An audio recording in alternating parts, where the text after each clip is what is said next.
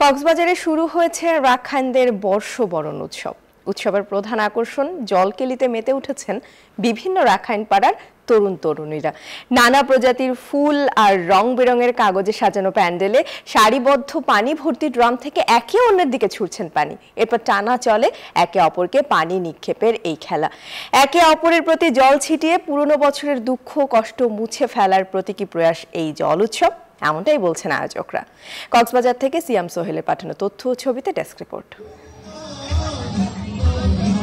তপ্ত দুপুরে উত্তপ্ত রোদ অপেক্ষা করে বাঁধ ভাঙা উচ্ছ্বাসে মেতেছে রাখাইন তরুণ তরুণীর দল। একে অপরের প্রতি জল ছিটিয়ে জানাচ্ছে সম্ভাষণ। রাখাইন বর্ষপঞ্জিকায় বুধবার ছিল রাখাইন বর্ষ 1386-র প্রথম দিন। বছরের প্রথম দিনে দল বেঁধে জল ছিটিয়ে বর্ষবরণের আনন্দটা যেন অন্যরকম। একে অপরের প্রতি মাঙ্গলিক জল ছিটিয়ে অতীতের গ্লানি ব্যর্থতা মুছে নতুন দিনের বার্তা নিয়ে এগিয়ে যেতে চান বলে জানান রাখাইন তরুণ তরুণীরা। বিকাশে কম খরচে ক্যাশ আউটের লিমিট বেড়ে 50,000, প্রিয় এজেন্টও 2টা। এটা তো আমাদের একটা এনজয়মেন্ট, এটা হচ্ছে আমাদের একটা যেহেতু নতুন বছর পদার্পণ করতেছে, আমরা সুখী সবাই হ্যাপির জন্য পালন করতেছি। পুরানো বছরের যত গ্লানি যত দুঃখ কষ্ট সবগুলো মুছে দিয়ে নতুন বছরে আজকে থেকে সূচনা আমাদের। এবং আমাদের রাখাইনদের পাশাপাশি অনেক সংগ্রামী লোক দেখতে পাচ্ছি, এটা আমাদের জন্য খুবই ভালো খবর। আমরা মিলেমিশে থাকতে চাই।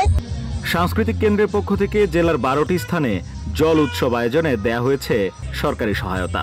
রাখাইনদের সর্ববৃহৎ এই সামাজিক উৎসব যেন রূপ নিয়েছে সকল সম্প্রদায়ের মিলন মেলায়। আজকের থেকে আগামীকাল আরো বেশি করে হবে, আরো বেশি হবে, কারণ বাহির থেকে ছেলেরা মেয়েরা আসবে খেলতে উপভোগ করতে।